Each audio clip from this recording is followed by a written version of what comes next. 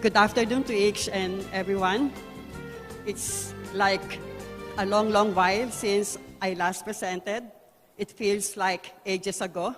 So somehow it feels strange to be standing once again before you all. So you need to cheer me up.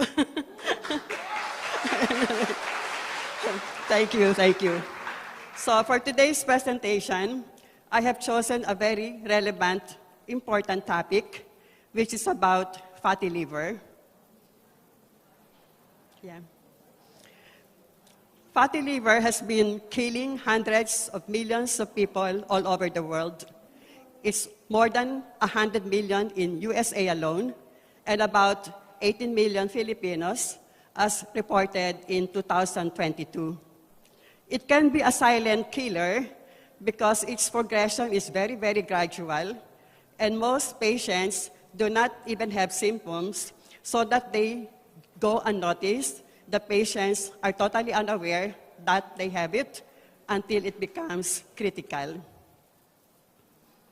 The liver becomes fatty because of the accumulation of fat in the liver cells in the form of triglycerides. And the liver is considered fatty when more than 5% of it is fat. It can be secondary to excessive alcohol intake, so we call it alcoholic fatty liver disease or alcoholic steatohepatitis. Or when not caused by alcohol, then it is called non-alcoholic fatty liver disease or non-alcoholic steatohepatitis. Rates of this non-alcoholic fatty liver disease have doubled during the past 20 years and are expected to continue to rise. And there are alarming numbers of increasing risk of fatty liver disease among children because of childhood obesity. Children as young as 10 or 12 years old or even younger can have fatty liver disease because of spending their time drinking all those juice and soda. Major contributors to fatty liver disease, the non-alcoholic type, are your environmental toxin exposure, poor diet, excess body fat, particularly abdominal fat or visceral fat as we call it, standard American diet, and a sedentary lifestyle. Also at risk are those who are in their middle age or older, particularly the menopausal or post-menopausal women, those who have had their gallbladders removed, the diabetic or even those who are pre-diabetic, those with hypertension, metabolic syndrome, those with rapid weight loss, those who are on corticosteroids or some cancer treatment, and those who have a low choline in their diet. Choline is a very important nutrient. A diet that is heavy in processed foods and refined carbohydrates can overload your liver and lead or trigger fatty liver disease. And sugar is the major offender. If you overload your liver with sugar or starches, it can really cause the liver to make fat like crazy. However, fructose, especially of the high corn fructose type, can really drive or trigger your liver into overdrive and really turn on the fat production. In fact, fructose has been labeled as a weapon of mass destruction. Choline deficiency. Research has shown that choline deficiency, this is a key nutrient found primarily in beef liver and egg yolk. So, a deficiency in choline is considered as one of the key risk factors for developing fatty liver along with fructose. But again, it has been found out that choline deficiency is an even more significant trigger for fatty liver disease than fructose. And if you combine a low choline diet with excessive fructose intake, So if you combine a low choline diet with excessive fructose intake, it can assure you, it can almost guarantee you that you will have fatty liver at some point. Choline is found richly in egg yolk. Remember that the egg yolk is the healthiest part of the egg. It is the most nutrient-dense, antioxidant-rich, vitamin and mineral-loaded part of the egg.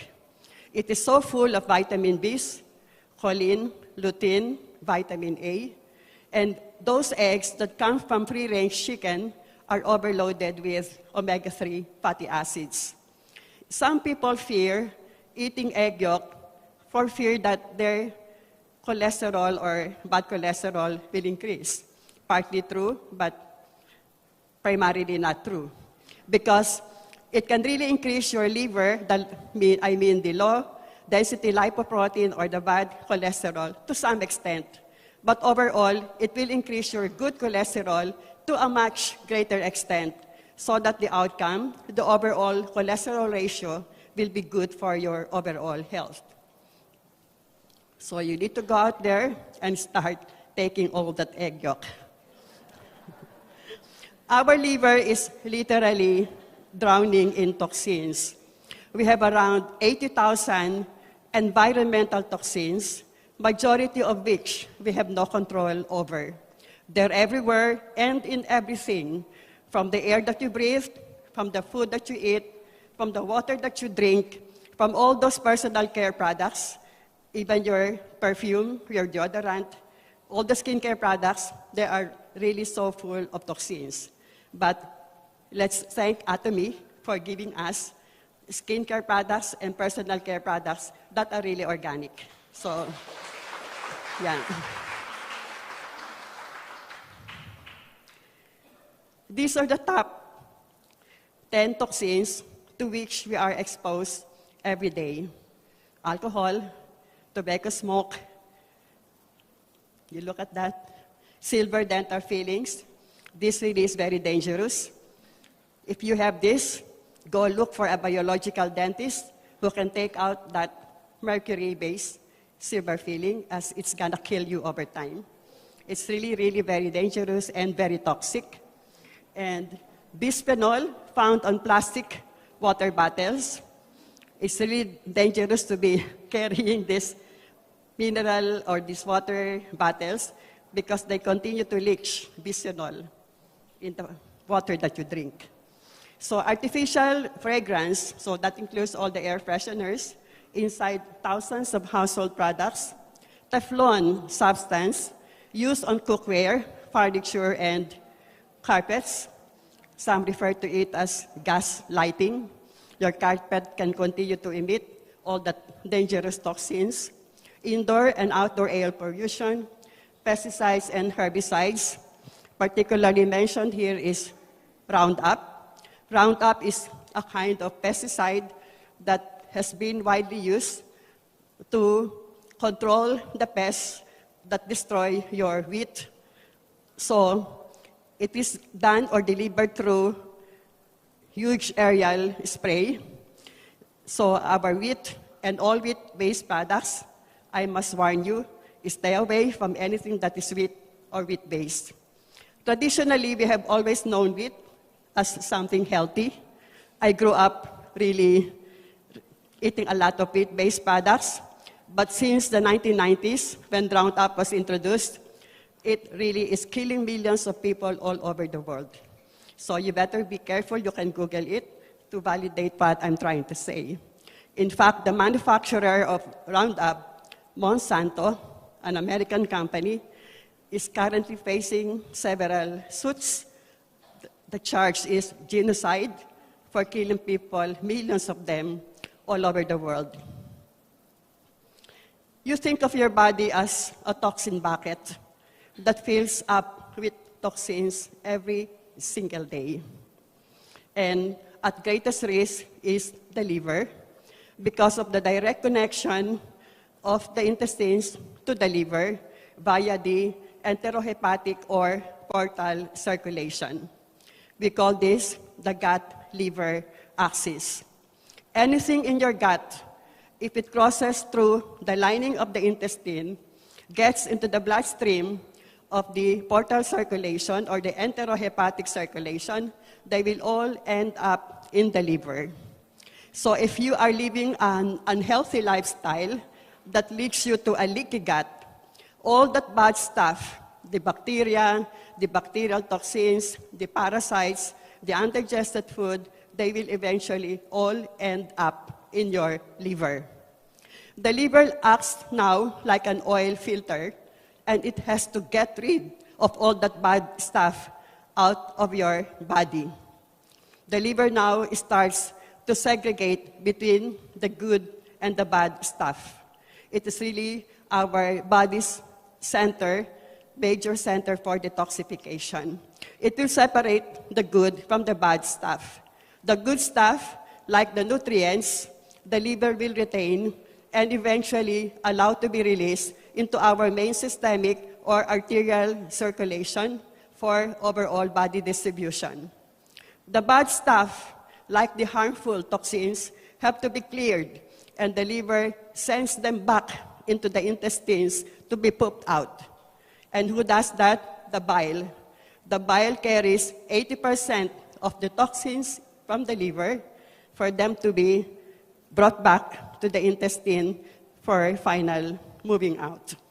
So, if you have a damaged liver, or a fatty liver at that, your liver now becomes like a dirty oil filter that continues to leak all that bad stuff into your main systemic arterial circulation. All that bad stuff will eventually end up in your brain and in your other organs of the body, triggering inflammation everywhere.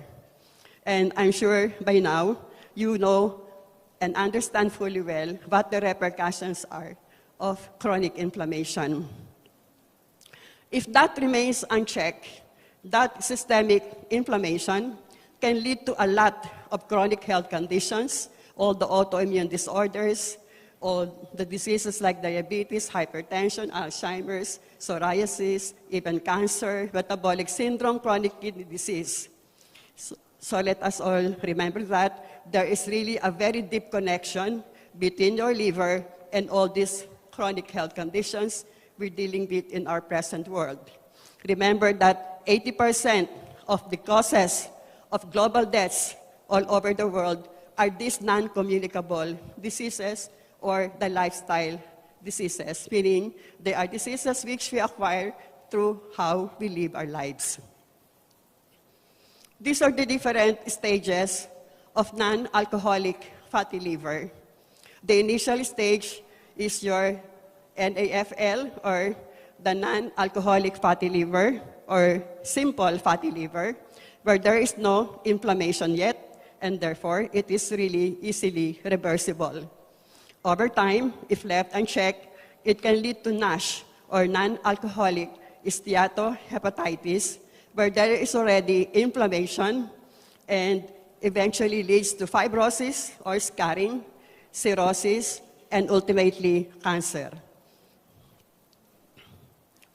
Often, people who have fatty liver experience little or no symptoms at all. But if they do have, mostly it is in the form of some kind of body fatigue, pain in the right upper abdomen, or brain fog. Brain fog, you cannot think clearly, you cannot decide clearly, there could be some kind of a memory loss. Over time, symptoms may increase to include excessive fatigue, weakness, failure to eat or loss of appetite, weight loss, jaundice, etc. Remember that even children, as I have told earlier, can end up with non-alcoholic fatty liver from spending their childhood drinking all the soda and juice. And even thin people can develop fatty liver. It's not just the overweight people. You need to have a very high index of suspicion. You need to start looking at your liver, particularly when there are health issues that just won't go away. Like, for example, persistent constipation, heartburn. It could be memory loss, dementia, weakness that just don't go away. Don't dismiss them or ignore them, thinking that it's just maybe growing old makes you feel this way. So we all blame the aging process in how we feel. Let us remember that it is the toxic overload, the toxin load we are exposed to every day. It is what that makes us feel sicker, older, and less energized. So you have to be very highly suspicious. You go check your liver, the liver function test. You have the SGOT, the SGPT. This SGOT and just SGPT, these are a measure of liver cells that are dying. When your liver enzymes, SGOT, SGPT, are elevated, it means your liver cells are dying. They're opening up and releasing all those enzymes. And then remember again, you may have the fatty liver, but it is not always that you will find the liver enzymes as elevated. So again, based on your clinical symptoms, the liver function test may look normal, but if you really feel off, you don't really feel well, then you better start supporting your liver. There are natural liver health support strategies to manage this illness, but essentially, there are two most important steps that we need to keep in mind to protect your liver from being damaged by the daily toxic load. The first step is to detox. Get rid of that toxin. Try to avoid or reduce toxin exposure by eating organic whenever possible. Eat the smaller fish, not the bigger fish.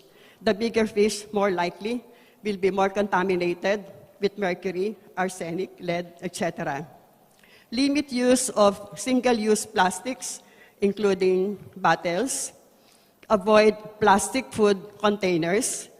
Upgrade to glass containers and steel water bottles. Avoid smoking or vaping.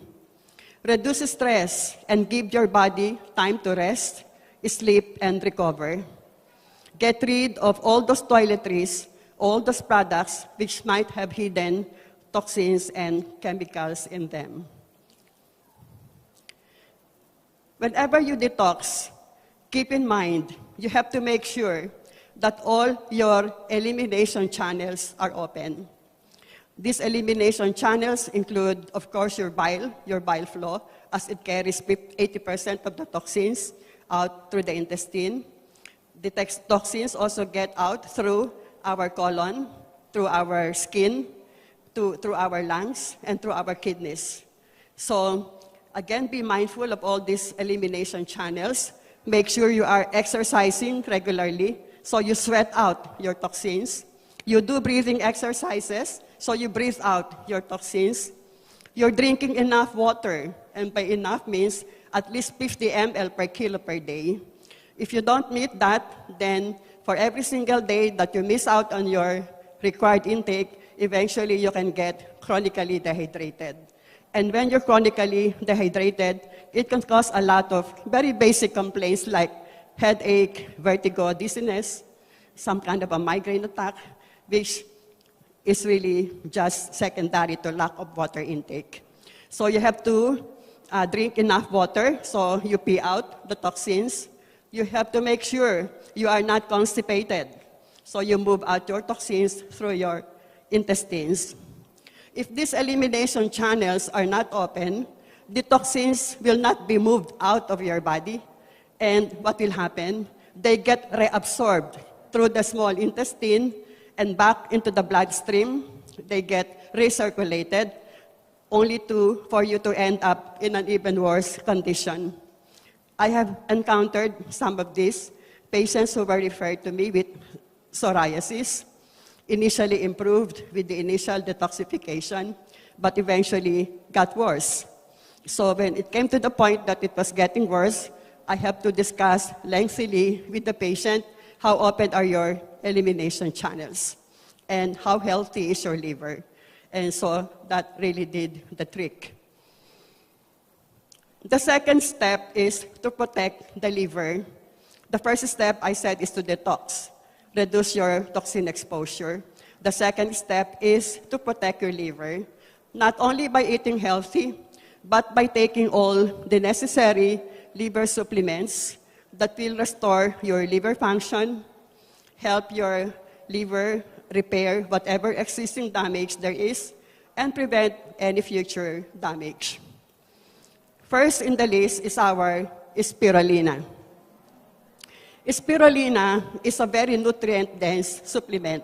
It is so full of all the essential amino acids, and these amino acids are the building blocks for enzymes, which is how detoxification happens. This is how toxins get detoxified through enzymatic alteration, so you need all those enzymes. Spirulina has 5 major antioxidants, and that includes your chlorophyll. Chlorophyll helps the liver get rid of toxins and chelate all the harmful metals. You have your enzyme, our digestive enzyme. You have to have a healthy digestive system for your liver to be healthy. If your digestive system is unhealthy, then it can kick off a domino effect that can hurt your liver in a big way. If you are not properly digesting your food, then that food becomes also not properly absorbed, and you can end up also nutritionally being compromised. So you might be thinking you're eating healthy by taking in all those vegetables, but if they are not properly digested, then your nutrients are not being properly absorbed. Vitamin C. This is a very potent antitoxin, antipathogen, and as a prototypical antioxidant, it can help repair the liver by controlling inflammation. Vitamin C also helps support glutathione, which is our body's master antioxidant and a huge detoxifier in itself. Vitamin C also helps thin the bile to prevent bile stone formation. Milk thistle. This is considered as the king of liver health herbs because of its very potent antioxidant property. The liver, as it gets rid of the toxins, can get hurt through the release of the free radicals. And this is where the antioxidants of the milk thistle come to the rescue. Milk thistle is indeed a powerhouse or a detoxification powerhouse capable of controlling liver inflammation and flushing out the toxins. It not only reverses but regenerates the liver. It not only helps but heals the liver. And be thankful that our brand of milk thistle has rhodiola in it. Rhodiola, just like your ginseng, it is a very good adaptogen. When you talk of adaptogen, it means it can help your body control or respond to stress better. This is very important as it has been proven that chronic stress is directly linked to the development and progression of liver disease. So that learning how to manage your stress is very critical for liver health. Omega-3, a very powerful anti-inflammatory supplement, can help reduce the fat content and favorably modifies the lipid profile, which underlines the hepatic dysfunction. We all love omega-3. I take omega-3 6 capsules every single night. I don't have any health issues. I don't have any problems with any of I'm not hypertensive and all that. But I know at my age, there could be a lot of inflammation, so I'm really taking a lot of omega-3. Probiotics.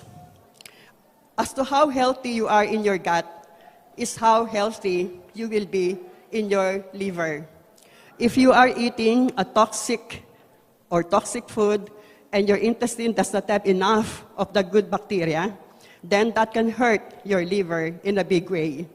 Remember that all of the blood from the small and large intestine flows directly into the portal circulation, into the liver, on its way back to the regular mainstream or circulation.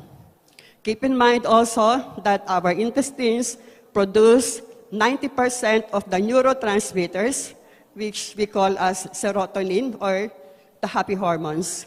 Serotonin levels are very crucial, extremely crucial for liver regeneration. So you have to go look for a good quality probiotic, as this is a great way to protect and heal your gut. Lastly, our Hemohim. We all know what it is. It is a very good antioxidant, very powerful, and is therefore a very good anti-inflammatory supplement. We need to activate the stem cells in the liver for that liver to regenerate to its full size. There are 8 keys to naturally activate the stem cells. One of these, down the line, is the use of polyphenolic compounds. Our Hemohim consists of 35% polyphenols. You also need to activate the stem cells in our bone marrow. We know that our Hemohim, we need it to stimulate and activate the hematopoietic stem cells in our bone marrow. And as the hematopoietic stem cells get activated, the mesenchymal stem cells also get activated. These mesenchymal stem cells will now differentiate into liver cells, mature liver cells, to help the liver repair and regenerate. So with that, I end my presentation. Cheers to good health, and thank you.